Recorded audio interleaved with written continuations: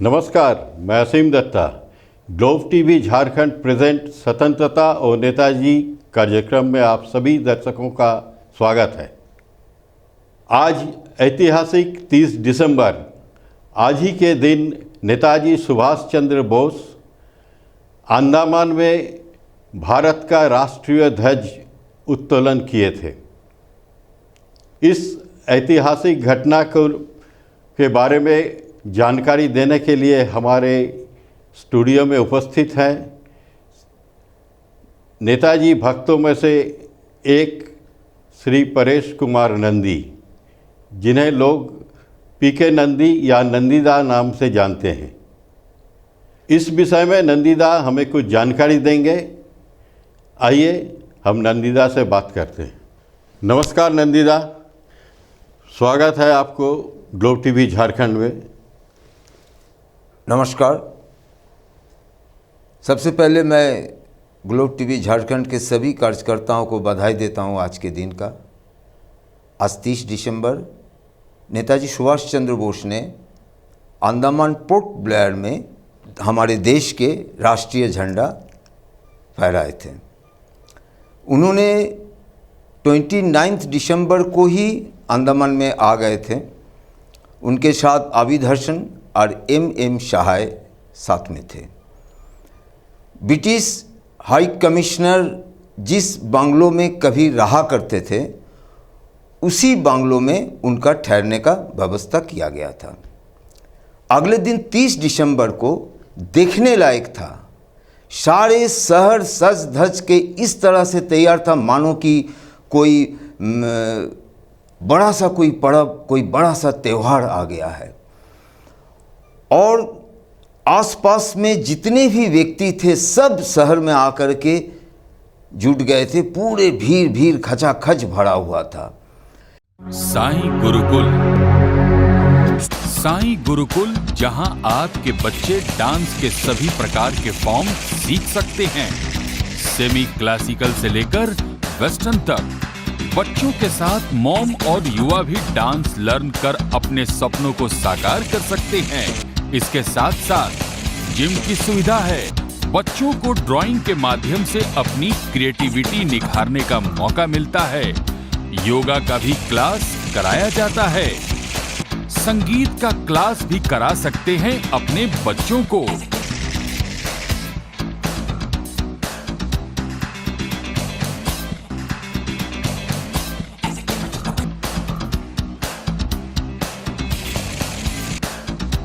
हमारा पता सीएम के न्यू पैलेस, प्रमथ नगर, मेन रोड, परसुडी, जमशेदपुर। क्योंकि जिस व्यक्ति के संबंध में उन्होंने बरसों से सुनते आ रहे हैं, उनके वीरता के बारे में, उनके रोमांचकर कहानी के बारे में सुनते आ रहे हैं, आज वही व्यक्ति उनके पास, उनके शहर में आए हुए हैं, तो लोग तो आएंगे ही। और एक झलक उनका देखना चाहते थे हमारे प्रिय नेताजी के। तो सही समय पर एक विशाल जनसभा के बीच उन्होंने राष्ट्रीय ध्वज उत्तोलन किए और संक्षिप्त अपना भाषण भी दिए। उसके बाद उन्होंने सेलुलर जेल परिदर्शन के लिए निकल जाते हैं। वही सेलुलर जेल, कुख्यात जेल, जिसे काला पानी की सज़ा भी कहा जाता था। लोग कहते हैं कि मौत के सज़ा से भी बदतर और भयानक सज़ा था काला पानी का सज़ा। और वहाँ हमारे देश के जो स्वतंत्रता सेनानी थे, जो देश को स्वाधीन करने के लिए, ब्रिटिश मुक्त करने के लिए जो आज़ादी के जो लड़ाई लड़ते थे, उन सब को चुन चुन कर या तो मौत की सज़ा दिया जाता था और नहीं तो सेलुलर जेल में, यही कुख्यात जेल में लाकर बंदी बनाया जाता था। और इस काल कोठरी में, निर्जन कक्ष में ना जाने कितने स्वतंत्रता सेनानी, स्वाधीनता का स्वप्न देखने वाला, स्वाधीनता, आज़ादी देखने वाला, भारत को आज़ाद करने के स्वप्न देखने वाला शहीद हो गए। कितने ही शहीद हो गए हैं। पंडित राम कक्ष, महावीर सिंह, मोहित मित्रा, महेश कुमार दास, ऐसे न जाने कितने नाम है। उन सभी शहीदों को नेताजी श्रद्धांजलि दिए और उस दिन से अंडमान का नाम शहीद द्वीप के नाम से जाने लगा। उन्होंने शहीद द्वीप नाम रखा और निकोबार का नाम स्वराज द्वीप रखते हैं। वहाँ से लौटते वक्त अंडमान का पूरा शासन व्यवस्था अपने हाथ में ले लिए थे। वो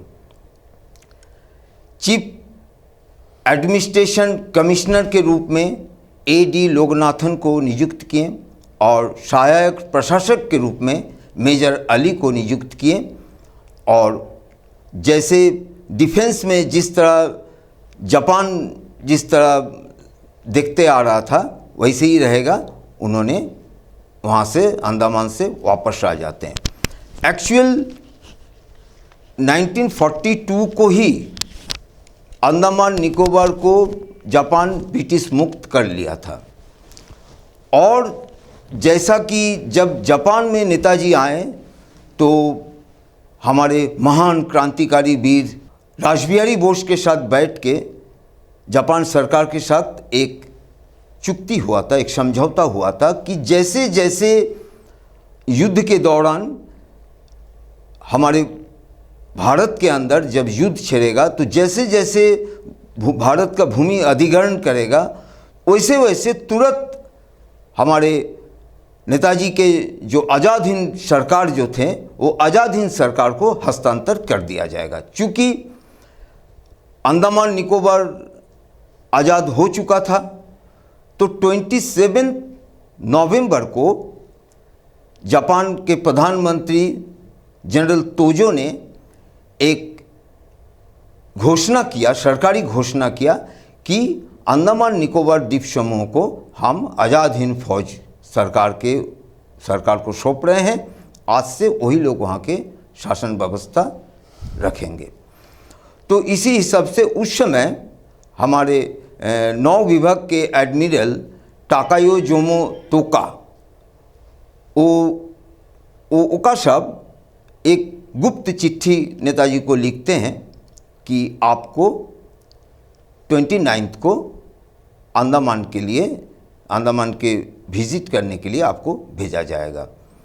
और उसी दरमियान नेताजी अंडमान आए और यही वहाँ के हमारे राष्ट्रीय ध्वज फहराएं और वापस आए।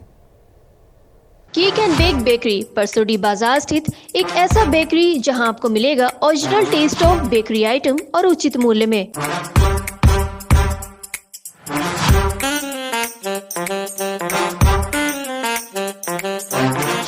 क्रिसमस पार्टी, बर्थडे पार्टी या कोई भी इवेंट के लिए अगर आपको केक लेना हो तो तुरंत संपर्क करें केक एंड बेक बेकरी।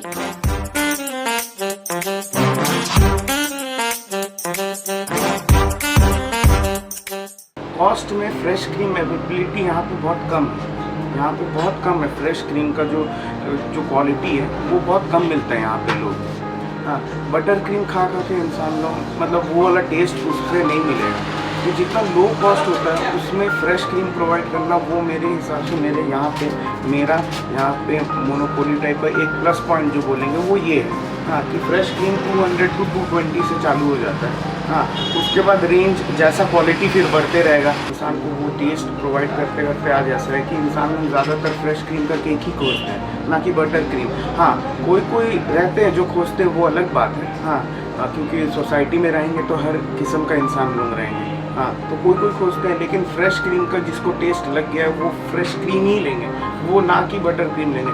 फिर स्पंज में भी थोड़ा सा स्पंज का क्वालिटी भी इम्प्रूव करने का आगे कोशिश रहेगा। अब जैसे कि एक प्राइस ब्रैकेट रहता है, हर ये एरिया का एक कंज्यूमर का प्राइस ब्रैकेट रहता है।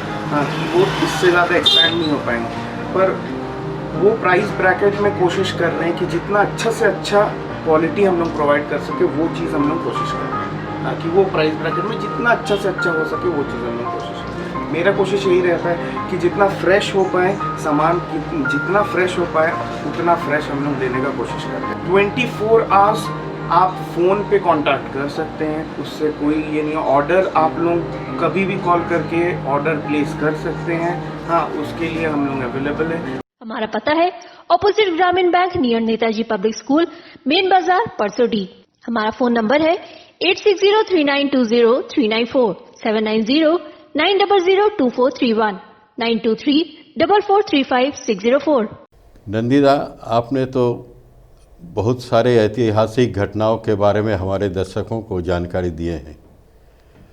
तो आपसे मेरा एक प्रश्न है, नेताजी जर्मनी में तो आज़ाद हिंद फौज का गठन कर लिए थे, ठीक, लेकिन उन्होंने जापान क्यों और कैसे गए? हाँ, अच्छा सवाल है।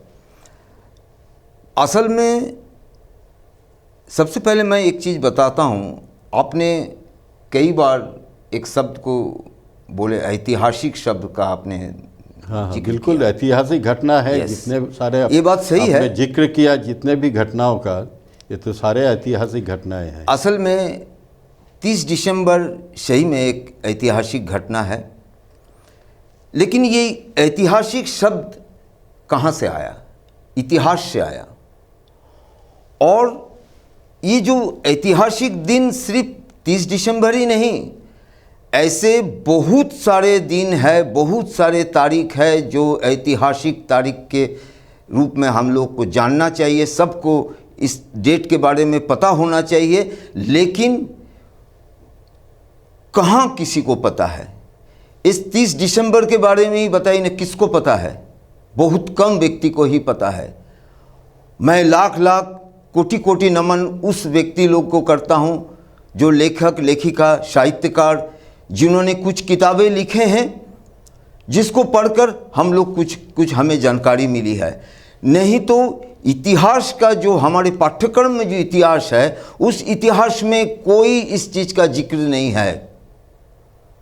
उन लोगों ने उस जगह में कुछ दूसरे चीज़ दे करके इतिहास बनाए हैं, और हमें जो जानकारी मिल रहा है वो दूसरे जगह से हमको जानकारी मिल रहा है। तब हम लोग सब आज के दिन ऐतिहासिक दिन बता रहे हैं। ऐसे बहुत सारे ऐतिहासिक दिन है। खैर, मैं उसको छोड़ता हूँ, आपके सवाल में आता हूँ। 17 जनवरी 1941 में नेताजी भारत छोड़ के काबुल के रास्ते से उन्होंने जर्मन पहुंच गए थे, लेकिन उन्हें जर्मन जाने के लिए उन्होंने नहीं निकले थे। उनका उद्देश्य था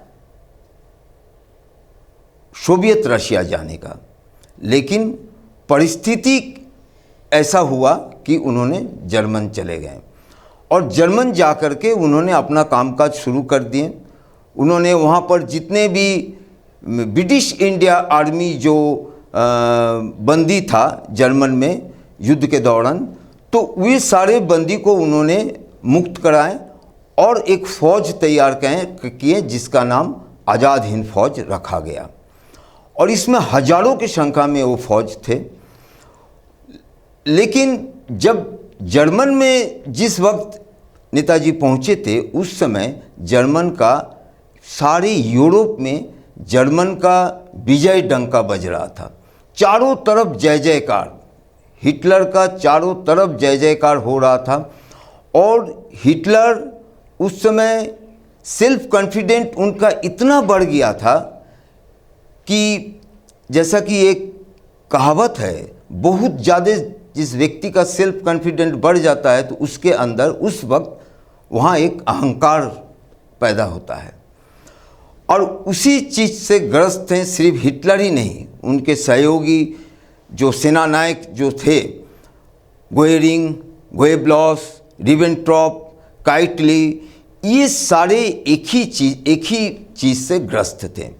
तो नेताजी एक बात जानते थे कि उनका जो हिटलर का जो स्टेप है, जिस तरीक़ा से वो आगे बढ़ रहे थे, नेताजी एकदम जानते थे कि ये द्वितीय विश्व युद्ध में जर्मन का पराजय अनिवार्य है। और ये चीज़ वहाँ के जो और भी सेनानायक लोग, जो कुछ ऑफिसर थे, इस नेताजी के इस बात से उन लोग भी सहमत थे, लेकिन उन लोग चुप थे। तो दुर्भाग्य से ये जो दिन है ये नज़दीक आते गया और एक भयंकर एक सेनापति था, बहुत ही आपका हिटलर का बहुत ही भरोसेमंद एक सेनापति थे और उनके नाम था रोमेले। तो रोमेले ने उस समय मिस्र में आलमीर में उस समय वो युद्ध लड़ रहे थे। उस समय उन्होंने हिटलर से कहा कि आप मुझे 300 विमान दीजिए, मैं सारे मिस्र को ब्रिटिश मुक्त करा दूंगा। SGIHM Institute of Hotel Management, registered by Government of India। Crash course एवं डिप्लोमा कोर्स, प्रैक्टिकल क्लास की सुविधा एवं 100% जॉब प्लेसमेंट। करें अपने सपने को साकार, संपर्क करें SGIHM Institute of Hotel Management।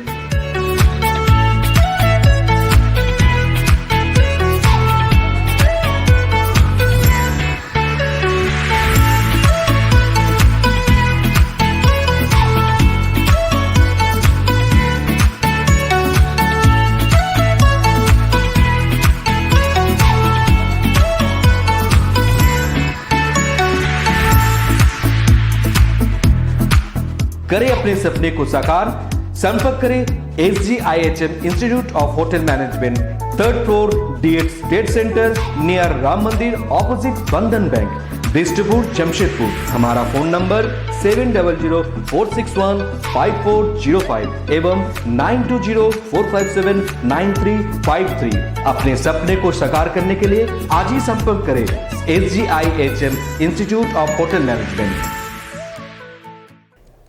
लेकिन 300 विमान तो दूर का बात, जो विमान वहाँ थे वहाँ का ठीक से ईंधन नहीं आया, नहीं मिल पा रहा है। बेसिक जो युद्ध में जो बेसिक चीज़ है, जो मिशनरी है, वो मशीनरी भी वहाँ पर ठीक से नहीं हो पा रहा है काम। तो ये जो गैप जो है एक्चुअल, उस समय सोवियत रशिया में जर्मन फौज घुस चुका था और सोवियत रशिया में बहुत दूर तक उन लोग आगे बढ़ गया था और हिटलर चाहता था किसी भी तरह हम सोवियत रशिया को कब्जा करें। इसलिए उनका सारा कंसंट्रेट सोवियत रशिया में था। उन्होंने रोमेले के बात को उतना ध्यान में नहीं लिया, जिसके कारण उस समय ब्रिटिश सेनापति रिची के बदले में अल्मीर में सेनापति अलेक्जेंडर आए और अलेक्जेंडर आके वहाँ पर रोमेले का सैनिक का जो उन लोग का अंदर का जो चीज़ था उसको पता चल गया। उन्होंने सब चीज़ समझ लिया कि क्या परिस्थिति से गुजर रहा है जर्मन का सेना। बस उन्होंने भयंकर पलटवार किया और जो ये पलटवार किया, रोमेले को पीछे हटने पड़ा और पीछे हटते हटते एक दिन ऐसा समय आया कि रोमेले को पराजय स्वीकार करना पड़ा और वो भागकर पराजय के साथ जर्मन लौट आए। ये शुरू हुआ जर्मन का पराजय का सिलसिला। कुछ दिन बाद सोवियत रशिया से भी जर्मन पराजय का मुंह देखना पड़ा। वहाँ जितने भी उनका जो भी बचा कुचा जो भी सैनिक या सेनापति थे सबको सरेंडर करना पड़ा। तो सोवियत रशिया भी गया, अफ्रीका भी गया, क्योंकि अफ्रीका में उस समय मार्किन राष्ट्र उस समय करीब 500 युद्धक जहाज जो जिसमें सेना लोग को भेजे 500 जहाज से और 450 युद्धक जहाज भेजे अफ्रीका में। एक बात बता देता हूँ, मार्किन राष्ट्र तो ये सब तो साजो सामान तो भेज तो दिए, लेकिन क्या वो अफ्रीका को बचाने के लिए भेजे थे? अगर वही बात है तो इतिहास गवाह है कि उसके बाद मार्किन अमेरिका का अफ्रीका के ऊपर कितना दयालु हाथ था, वो इतिहास उसका गवाह है। खैर उसको छोड़िए, अब हम यहाँ आ रहे हैं। तो इधर जर्मन का जो युद्ध का जो परिस्थिति था वो एकदम चरमरा गया। नेताजी का एक चिंता था, एक सोच के रखे थे कि वो अफ़गानिस्तान होते हुए भारत का सरजमी में अपना फौज लेके वो पहुँचेंगे, और कोई रास्ता भी नहीं था, क्योंकि एक कोना में जर्मन और एक कोना में इंडिया, भारत या एशिया। तो ये जो उनका सोच था वो ख़त्म हो गया जिस दिन रशिया से पराजय स्वीकार किया जर्मन। अब उनका नेताजी का सारे कंसंट्रेट जापान के ऊपर गया। अब वो जर्मन पर प्रेशर बनाने लगे कि आप हमको जापान भेजिए, क्योंकि जापान से महानायक रासबिहारी बोसु हमेशा वहाँ पर जो है सो जापान में आने के लिए कह रहे थे नेताजी को, क्योंकि उनका स्वास्थ्य बिगड़ गया था, बहुत उम्र भी हो गया था, और आज़ाद हिंद फौज जो वहाँ पर था उसके अंदर बहुत सारा गलतफहमी और थोड़ा सा वहाँ पर कुछ गड़बड़ स्थितियाँ था। तो नेताजी जानते थे कि रासबिहारी बोस जानते थे कि एकमात्र नेताजी सुभाष चंद्र बोस ही आकर के यहाँ पर संभाल सकते हैं हमारे आज़ाद हिंद फौज को। क्या एयर होस्टेस बनना और वर्ल्ड की टॉप एयरलाइंस के साथ काम करना है आपका सपना? तो 12वीं के बाद ज्वाइन कीजिए CTA aviation and hospitality management institute, now open in Jamshedpur. Practical training के साथ पाइए एयरपोर्ट और 5-स्टार होटल्स में इंटर्नशिप करने का मौका and 100% placement. Education loan available. अभी कॉल कीजिए at 7004615 तो नेताजी को बार बार उन्होंने आने के लिए कह रहे हैं, चिट्ठी लिख रहे हैं, तार भेज रहे हैं, लेकिन जर्मन किसी भी तरह नेताजी को छोड़ना नहीं चाहते थे, क्योंकि उस समय जो विश्व का जो युद्ध का जो परिस्थिति था बिल्कुल अलग हो गया था, और जर्मन ना उनको फ्लाइट से भेज सकते थे, विमान से भेज सकते थे, क्योंकि शत्रु जो है शत्रु के एरिया से गुजरना पड़ेगा, जहाज़ से भी नहीं भेज सकते थे, वहाँ भी शत्रु के एरिया आ जाएगा, और वो लोग किसी भी तरह का नुकसान, जैसे नेताजी के ऊपर किसी भी तरह का नुकसान नहीं आना चाहिए, ये उनका सोच था। लेकिन इधर नेताजी पूरा एकदम डिटरमाइंड है कि नहीं, हमको जापान जाना ही है, चाहे जो भी हो जाए, हमारे ऊपर जो भी घट जाए हम तैयार हैं, लेकिन मुझे जापान जाना है। अंत में आपका 8 फरवरी को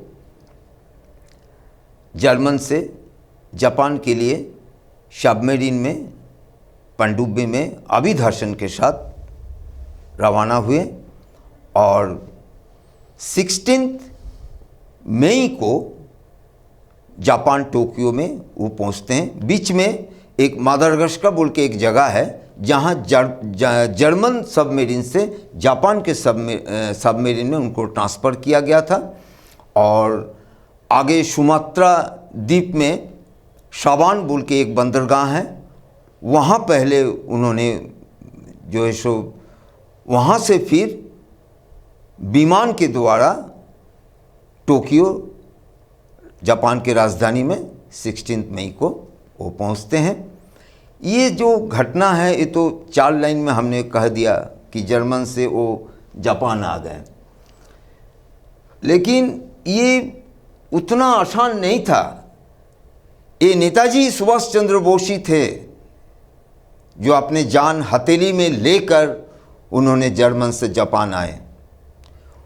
इस दरमियान इस सफ़र में जो कितना भयंकर परिस्थिति से गुजरे, कैसे कैसे कैसे जर्मन का सबमरीन से पनडुब्बी से जब वो जापान के सबमरीन में जब ट्रांसफ़र हुए, वो जो परिस्थिति था उनके ये 1 लाइन में या 4 लाइन में बताने लायक या बताने का कोई भाषा भी नहीं है। लेकिन फिर भी असीम बाबू, अगर मौका मिला तो नेक्स्ट एपिसोड में हम ज़रूर वो रोमांचकारी जो सफ़र है, नेताजी का जो सफ़र था जर्मन से जापान आने का जो सफ़र था उसके बारे में ज़रूर बताएंगे। और इसी के साथ ही एक बार फिर हम झारखंड ग्लोब टीवी चैनल को धन्यवाद देते हैं कि ये कार्यक्रम उन्होंने शुरू किए स्वतंत्रता और नेताजी।